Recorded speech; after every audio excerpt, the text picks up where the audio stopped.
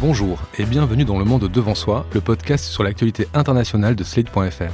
Je suis Christophe Caron, je suis comme chaque semaine en compagnie de Jean-Marie Colombani, directeur de la publication de Slate, et Alain Frachon, éditorialiste au Monde, spécialiste des questions internationales. Bonjour messieurs.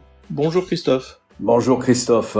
Mercredi 16 septembre, la présidente de la Commission européenne, Ursula von der Leyen, prononçait son premier discours sur l'état de l'Union devant les eurodéputés réunis à Bruxelles. Écologie, droits des personnes LGBT, fin des accords de Dublin, appel pour une Europe de la santé, des prises de position qui ressembleraient presque à un programme de campagne électorale pour un discours prononcé à un moment crucial pour l'Union européenne, soumise à des secousses internes, le Brexit et la gestion de la pandémie, et externes, des provocations d'Erdogan à celles de Poutine et de Pékin. Alain, vous qui suivez depuis longtemps l'actualité européenne, est-ce que ce discours tranche avec ceux de ses prédécesseurs ? Écoutez, d'abord, c'est une femme qui est la patronne de la Commission, donc c'était son premier discours. Elle l'a fait dans la forme avec brio et avec détermination. Dans le fond, il ne faut pas oublier que, vous savez, les institutions européennes sont très précises. Elles proposent. Ce n'est pas un programme, elle suggère, elle fait la synthèse de ce que, selon la Commission, de ce qu'il faudrait faire pour les années à venir. Alors ce qu'il y avait d'intéressant, c'est que cette intervention a eu lieu au lendemain d'un sommet entre l'Union européenne et la Chine, un sommet par visioconférence, n'est-ce pas ? Elle a lieu aussi, cette intervention de Madame von der Leyen, elle a lieu à quelques semaines d'une élection américaine qui est cruciale, puisque si Donald Trump est réélu, ce qui n'est nullement à exclure, l'Europe se trouvera dans une situation très singulière. Et enfin, elle a lieu au moment où il y a une nouvelle crise à l'Est, avec Vladimir Poutine, je dirais même une double crise qui interpelle l'Europe ou qui concerne l'Europe directement, à la fois la tentative d'assassinat contre l'opposant à Vladimir Poutine, Alex Navalny, et ce qui se passe en ce moment en Biélorussie. Donc, vous voyez, c'est une intervention qui développe des grands points de politique intérieure européenne, économique, ce qu'elle appelle son grand marchandage vert, son Green Deal, l'obsession de l'Europe devant être de réduire ses émissions de gaz à effet de serre.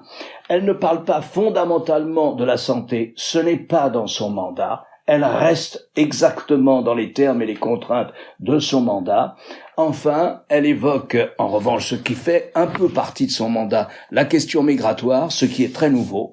Elle l'invoque en disant que il va de l'intérêt de l'Europe d'aborder cette question, de définir une politique européenne migratoire parce que, dit-elle, dans les 25 ans à venir, la question migratoire continuera à se poser parce que c'est aussi le succès de l'Europe, parce que les gens veulent émigrer en Europe.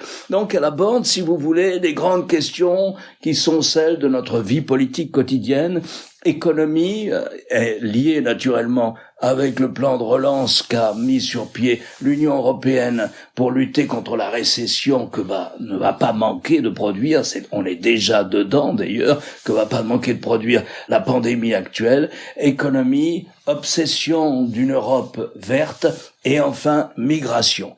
Elle exclut de son discours, elle n'aborde pas véritablement les questions de défense et de politique étrangère qui font à peine partie du tronc communautaire et qui supposent donc la règle de l'unanimité pour qu'il y ait des décisions. On peut le regretter, je pense que c'était une erreur, puisque ce discours intervenait dans le cadre international que j'ai dit, face à une Amérique qui pourrait bien nous être ouvertement hostile en cas de réélection de Trump, face à une Russie qui pose à nouveau des problèmes compliqués à l'Europe de l'Ouest, et face à la Chine, qui n'est pas non plus une amie de l'Union européenne. Oui, moi je dirais que sur le plan formel, elle a fait un gros effort. Son discours a été jugé compassionnel, c'est-à-dire qu'elle a cherché à l'incarner par des situations particulières. Elle a rendu un hommage appuyé à tous ceux qui avaient travaillé pendant le confinement, par exemple. Elle a aussi évoqué le sort d'un certain nombre de jeunes réfugiés qui ont finalement trouvé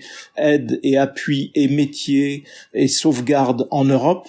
donc pour illustrer au fond une politique qui serait une politique d'accueil et qui a été essentiellement en effet pratiquée par l'Allemagne. Elle a aussi longuement insisté sur le sort des minorités sexuelles, religieuses, ethniques, etc., en montrant que c'était partie prenante, au fond, des valeurs européennes. Donc, sur tout cela, elle a, je pense, marqué les esprits. Après, sur le fond, moi, je retiendrai un peu comme Alain 2 grandes directions. Il y a d'abord la direction environnementale, parce que c'est vrai que cette commission s'est lourdement engagée sur le Green Deal, elle s'est lourdement engagée sur les enjeux du climat, et elle a, de ce point de vue-là, suggéré que l'on passe à une économie décarbonée dès 2050, alors que normalement, on devrait s'en approcher, mais ne pas être à une économie décarbonée dès 2050. Donc ça, c'est une dimension importante, qui est évidemment de nature à mécontenter tous ceux qui, en Europe, et notamment dans l'ex-Europe de l'Est, continuent à être électrifiés, si j'ose dire, par le charbon, en tout cas où le charbon reste l'énergie dominante.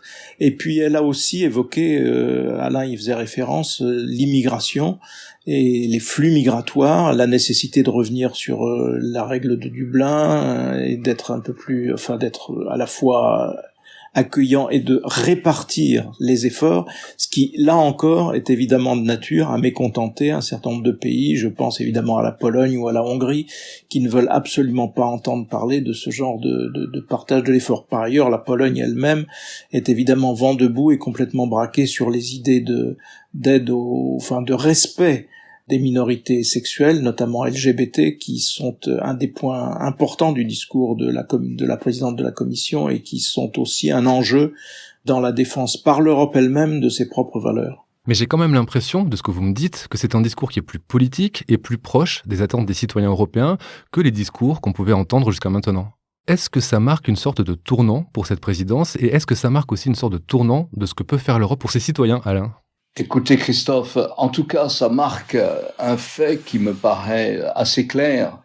Depuis le plan de relance que les Européens ont adopté et qui veut dire que chaque pays européen, en fonction des dommages causés par l'épidémie de Covid chez lui, va disposer à la fois de prêts et de subventions de l'Union européenne qui seront financés par l'Union européenne. Donc qu'est-ce que nous avons comme ça en début d'année, cet automne ?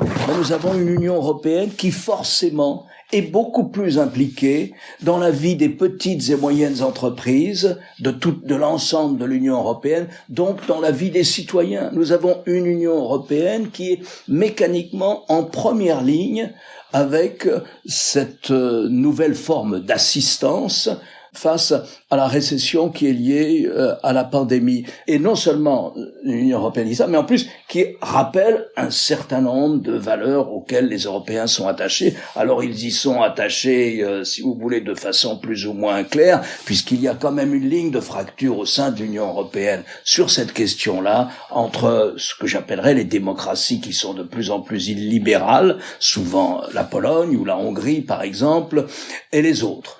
Voilà pourquoi vous avez ce sentiment qu'elle a défini un programme qui ressemble de plus en plus à un programme de politique intérieure, ou en tout cas qui touche directement, comme vous le dites, les citoyens des 27 pays de l'Union européenne. Alors les zones de faiblesse sont d'ailleurs directement issues de ce que vient d'expliquer Alain, c'est-à-dire qu'il y a eu un tel effort pour aboutir à ce plan de relance. Il y a eu un tel effort pour aboutir à ce que tout le monde accepte cette nouvelle règle du jeu, qui est une règle du jeu de solidarité financière, puisque l'Europe va financer elle-même une partie du plan de relance.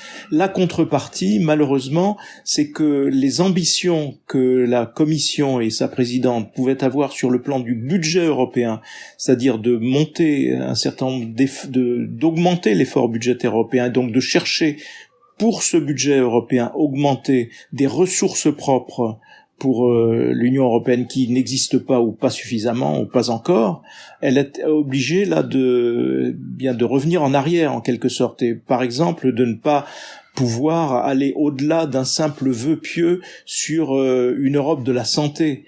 qui aurait pu faire l'objet d'un effort budgétaire spécifique compte tenu des circonstances. Et donc cet effort gigantesque qu'a fait l'Europe au début de l'été et qui aboutit à ce plan de relance se paye aujourd'hui pour la Commission elle-même d'une moindre ambition sur le plan budgétaire, où il y a toute une série de postes que la Commission aurait voulu augmenter, aurait voulu développer et qu'elle ne peut pas faire. C'est peut-être une des causes d'ailleurs de l'absence de toute évocation de la défense européenne, puisqu'il y a un fonds qui doit être constitué, qui a déjà été rapetissé, si j'ose dire, et qui fait que l'Europe là ne sera pas du tout au rendez-vous des espoirs qu'elle pouvait nourrir avant la crise du coronavirus et avant l'effort sur le plan de relance. Juste un mot sur ce qu'on appelle les accords de Dublin et qui fondent en partie la politique de l'Union européenne face aux flux migratoires, face aux migrations, aux gens qui viennent en Europe, soit pour trouver du travail, c'est un statut spécial, soit parce qu'ils réclament la protection, ils réclament l'asile politique. C'est une autre question. Je veux dire, l'Europe n'est pas compétente dans tous ces domaines puisque il n'y a pas de droit d'asile commun européen. Chaque pays a son droit d'asile. Ce qu'a dit la présidente de la Commission, et c'est un langage de vérité, c'est un langage de maturité. Elle a dit ne vous faites pas d'illusions, il y aura des flux migratoires en direction de l'Europe dans les années à venir. À ce moment-là, elle a été plus ou moins interrompue sur les bancs de l'ultra-droite, et elle a dit mais quelle est votre solution à vous ? Vous ne développez qu'une seule chose, c'est une politique de haine, mais vous ne réglez aucunement le problème, et le problème étant que l'Europe continuera à être le théâtre de flux migratoires. Simplement, on peut les régler, on peut instaurer des régulations. De ce point de vue-là, elle a dit, et ça me paraît très important, qu'elle voulait revenir sur la règle de Dublin. Cette règle est la suivante. Si quelqu'un, un Afghan, un Pakistanais ou un Africain fuit son pays parce qu'il y a la guerre ou parce que c'est une dictature épouvantable et qu'il sollicite l'asile politique, la règle veut qu'il ne puisse solliciter l'asile politique que dans le premier pays d'accueil. Ce qui fait que les pays qui sont la façade méditerranéenne de l'Europe, particulièrement, ça a été le cas à l'Espagne cet été, mais c'est le cas en Italie, comme nous le savons, et encore plus dans l'archipel de la Grèce, en mer Égée, particulièrement sur l'île de Lesbos, avec ce camp de Moria qui vient de brûler, qui était fait pour 4000 personnes et où on en entassait 23 000. Naturellement, il s'agit de venir en aide aux pays de la ligne de front. Il s'agit simplement de ça. Quand elle dit je veux revoir les règles de Dublin, c'est de le faire d'une façon qui soit réaliste, qui corresponde à ce que sont les flux migratoires par rapport à ce qu'ils étaient il y a 20 ans. Parenthèse juste sur ce sujet, à propos de l'île de Lesbos et de l'incendie du camp de réfugiés. On s'est encore couvert de gloire en France, avec l'Allemagne qui annonce qu'elle va accueillir à peu près 1500 réfugiés issus de ce camp, et nous, glorieusement, 400 pour un pays de 67 millions d'habitants. Chapeau bas à cet effort du gouvernement de M. Macron. Alain, vous avez dit, le discours de la présidente s'inscrit 2 jours après le sommet Chine-Europe qui a donc été organisé en visioconférence. Il y avait donc la présidente de la Commission, mais aussi le président chinois, Xi Jinping, Charles Michel, le président du Conseil européen, et Angela Merkel, puisque l'Allemagne assure la présidence tournante de l'Union. À l'origine, ce sommet était là pour clore une trentaine de rounds de négociations pour trouver un accord sur les investissements de la Chine en Europe et de l'Europe en Chine. Mais cela n'a pas été le seul sujet de cette rencontre, Alain. En gros, si vous voulez, pour faire simple, les Européens exigent, comme les Américains d'ailleurs, exigent la règle de la réciprocité. Si une société chinoise est libre d'acheter 100% de n'importe quelle société sur le marché européen, eh bien les sociétés européennes veulent la même réciprocité. Elles ne l'ont pas. Si une société chinoise est libre de participer à des appels d'offres sur des marchés publics, une autoroute, un port, un aéroport, etc., eh bien une société européenne n'est pas libre ou pas assez libre de pouvoir être en concurrence avec des sociétés chinoises sur des marchés publics chinois. Même chose sur la question de l'accès au marché chinois, il ne doit plus être lié à cette obligation de transfert de technologie de la part des sociétés européennes. Voilà si vous voulez, grosso modo, cette situation, il y a déjà eu 30 séances de négociation, l'accord n'est pas bouclé, les Européens ne sont toujours pas satisfaits, et donc la négociation va se poursuivre. Ce qui est intéressant, c'est de voir que ce sommet a montré une chose qu'on ne dit pas assez en Europe, c'est la dépendance de la Chine à l'égard de l'Europe. C'est cela qu'on ne souligne pas assez. Ce sont les moyens de pression dont dispose l'Union européenne face à la Chine. Pourquoi ? Parce que l'Union européenne est probablement le plus grand marché commercial pour la Chine. Ce n'est pas les États-Unis. Ce qui fait que les États-Unis, de ce point de vue, ont moins de moyens de pression. C'est l'Europe. Si nous fermons notre marché aux produits chinois, nous avons beaucoup plus de moyens, si vous voulez, non pas de chantage, mais de moyens de pression dans la négociation. Alors certes, il y a des pans entiers de l'économie européenne. Si vous prenez l'économie française, ça doit représenter plusieurs millions de salariés. Il y a des pans entiers de notre économie, de l'aéronautique, en passant par le luxe, et on pourrait en citer d'autres, qui dépendent du marché chinois et qui vont dépendre à l'avenir du marché chinois, parce que la classe moyenne chinoise va représenter bientôt 600 millions de personnes, et qu'aucun industriel ou prestataire de services français ou européen ne peut l'ignorer. Là, il faut pas tomber dans l'angélisme ou dans la naïveté.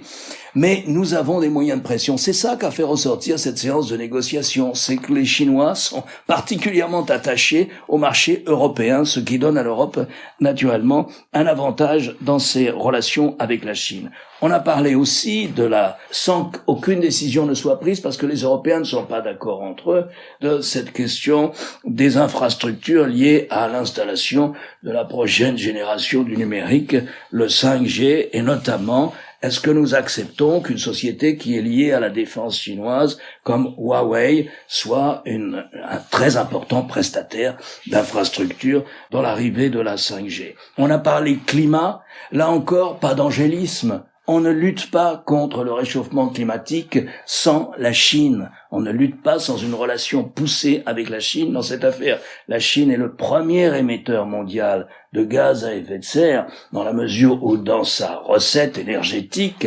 globale, le charbon joue encore un rôle déterminant.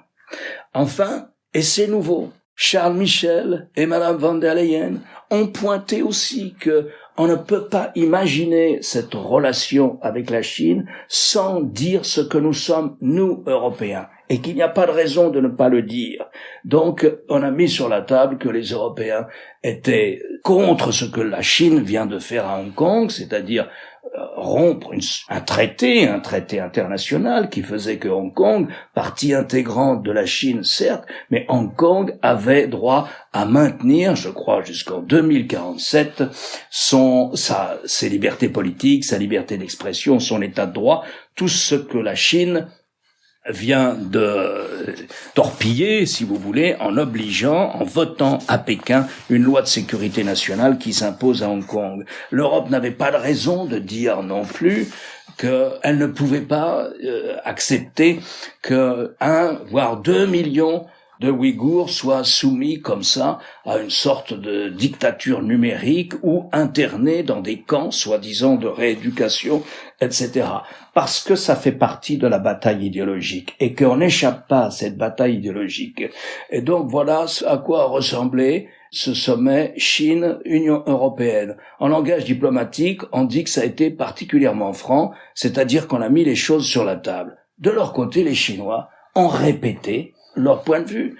Nous n'acceptons pas qu'il y ait une seule interprétation des droits de l'homme. Nous refusons l'universalité de ce que vous appelez les droits de l'homme. Nous avons notre conception des droits de l'homme et nous n'acceptons pas de recevoir de leçons de morale de votre part. Alors vous me direz, le résultat est neutre, la balle au centre, chacun dans son camp. Moi, je crois que ces choses-là, ça vaut mieux quand on le dit, et que dans les négociations commerciales et économiques avec la Chine, il ne faut jamais mettre son chapeau idéologique dans sa poche. Sur ce sujet précisément de la Chine, ce qui est intéressant de voir, c'est qu'elle pratique comme les autres, elle pratique comme les États-Unis comme la Russie, vis-à-vis de l'Union européenne, elle cherche à diviser.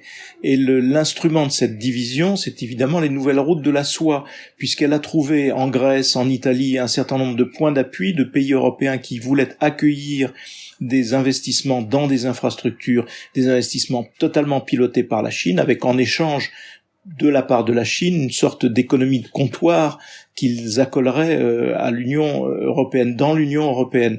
Et ce qui est intéressant de voir, c'est que malgré ces tentatives de division qui existent et malgré les progrès de cette logique de comptoir, l'Union européenne fait front commun sur ces grandes négociations que vient d'expliciter Alain, jusqu'aux et y compris sur la défense des valeurs communes européennes. Donc c'est là le point le plus important, me semble-t-il, c'est que là où on attend de voir au fond des Européens divisés, malgré tout cela, ils arrivent à présenter un front commun, une doctrine commune, et ils avancent de concert face à la puissance chinoise, comme ils essaient de le faire avec les autres pays. Jean-Marie, vous avez évoqué le cas des USA, le cas de la Russie, il y a aussi le cas de la Turquie, avec les provocations d'Erdogan. Est-ce que justement, le fait que ces tentatives de division ne fonctionnent pas, ne va pas permettre à l'Europe de mieux se faire respecter ? C'est une situation très singulière que nous vivons. Nous sommes membres de l'OTAN, les 27 pays membres de l'Union européenne, à l'exception de, je crois, quelques neutres, notamment la Suède et l'Autriche, pour la plupart sont membres de l'OTAN ou associés à l'OTAN dans l'organisation de leur défense. Et l'OTAN, ça voulait dire une sorte de leadership politique américain. Ça voulait dire que nous concédons une manière de leadership politique et militaire, plus militaire certainement, mais politique aussi, aux États-Unis. Et lorsque l'OTAN a été conçue face à l'Union soviétique, telle était, grosso modo, non seulement la philosophie, mais aussi le système de décision politique au sein de l'Alliance atlantique. En 1956, il y a une crise au Moyen-Orient, et les Français et les Britanniques, appuyés par l'armée israélienne, envahissent en Égypte la région du canal de Suez. Qu'est-ce qui se passe alors ? Cela déplaît très fortement non seulement aux Soviétiques, mais aussi aux Américains, qui considèrent que c'est une forme de néocolonialisme qui n'a plus lieu d'être. Le président Eisenhower prend son téléphone, il dit aux Français, c'était la 4e République, et il dit aux Britanniques, vous rapatriez immédiatement vos troupes, nous sommes totalement opposés à ce que des troupes étrangères européennes, notamment, plus accompagnées par l'armée israélienne, s'installent dans un pays arabe. Quelle a été la réaction des Français et des Britanniques ? Ils ont immédiatement obéi. Aujourd'hui, vous avez un pays de l'OTAN, la Turquie, qui conteste le droit international en matière de répartition du plateau, de ce qu'on appelle le plateau continental, c'est-à-dire jusqu'où va la souveraineté d'un pays dans son domaine maritime, qui ne respecte pas ça, qui envoie un navire chargé de faire des explorations en matière d'hydrocarbures souterrains dans ce que la Grèce et dans ce que le droit international tel qu'il est aujourd'hui, à tort ou à raison, considère comme étant des zones qui appartiennent à la Grèce. La Turquie envoie ce navire protégé par des bateaux de guerre pour procéder à de l'exploration pétrolière et gazière en Méditerranée. Les États-Unis auraient dû immédiatement, en tant qu'exerçant une sorte de leadership naturel sur l'OTAN, dire non, c'est fini, on ne laisse pas un pays de l'OTAN comme ça agressé par un autre pays de l'OTAN. Le monde dans lequel nous vivons nous montre que cette manière de leadership américain, cette capacité des États-Unis à essayer d'imposer dans le camp occidental n'existe plus. Et c'est donc à l'Europe de régler ce problème face à la Turquie. Il se trouve qu'en l'espèce, la Turquie est appuyée par le président Trump qui n'a jamais levé le petit doigt sur des agissements de la Turquie manifestement contraires au droit international. On peut discuter de la répartition du plateau continental en Méditerranée orientale, enfin dans la mer Égée. On peut en discuter, on peut dire que c'est injuste ce qui est arrivé à la Turquie au lendemain de la Première Guerre mondiale. Mais enfin, tel est le droit international. On peut en discuter autour d'une table. On peut négocier là où Erdogan s'impose par la force. L'Europe, le discours de Madame von der Leyen intervient à ce moment précis où l'Europe réalise que cette intervention mécanique des États-Unis dans la défense de l'ensemble du bloc occidental n'existe plus. Donc l'Europe, elle se retrouve face à la Chine, qui ne lui veut pas que du bien, qui peut chercher à la diviser, comme on le disait tout à l'heure, et face à la Russie, qui ne lui veut pas non plus que du bien. Elle se retrouve dans un environnement hostile face à Erdogan, membre de l'OTAN, situation paradoxale, mais qui justifie la phrase de Macron, du président Macron, lorsqu'il a dit que je crois que l'OTAN n'arrivait plus à penser la moindre situation stratégique, ce qui en l'espèce est parfaitement exact. Voilà la situation de l'Europe aujourd'hui, dans un horizon, si vous voulez, politique où les États-Unis se retirent et où elle reste confrontée à une Russie qui n'est pas forcément bienveillante et à une Chine qui n'est pas forcément bienveillante non plus. Jean-Marie, pour conclure en quelques mots sur ce moment où l'Europe a tout à jouer. Alain a parfaitement décrit la situation. C'est en effet un moment de bascule excessivement important qu'il faut savoir saisir. Après, chacun jouant sa partition. Par exemple, vis-à-vis de la Turquie, on dit oui, la France fait des rodomontades, l'Allemagne est plus intelligente. Mais en fait, les deux, la chancelière et le président français, sont parfaitement complémentaires dans leur attitude vis-à-vis de la Turquie, qui est un des points de friction.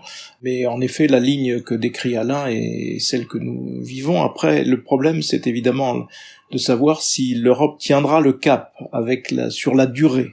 Mais regardez, on en a aussi un autre exemple avec le Brexit, où là encore, les Britanniques cherchaient à diviser les Européens pour essayer de faire passer leurs propres conditions, et où elle se heurte, là encore, la Grande-Bretagne se heurte de façon totalement surprenante pour les Anglais à une Union européenne qui fait bloc. Donc ne désespérons pas, les choses sont en train de se mettre en place, peut-être dans un sens plus positif qu'on ne pouvait le penser pour nous au tout début de la décennie. Moi, je me risquerais même à dire, si je devais faire un pari, que l'hostilité de l'environnement de l'Union européenne poussera dans le sens de l'intégration européenne. Finalement, c'est peut-être grâce à ses adversaires, sinon à ses ennemis, que l'Europe va peut-être réussir à s'unir pour enfin trouver sa place sur l'échiquier mondial. Merci messieurs, à la semaine prochaine pour un nouvel épisode du Monde devant soi. Merci Christophe. Merci Christophe. Vous venez d'écouter Le Monde devant soi, un podcast Slate.fr à retrouver tous les samedis matins sur Slate.fr ou sur votre application de podcast préférée. Si vous avez aimé, n'hésitez pas à vous y abonner et à nous mettre 5 étoiles.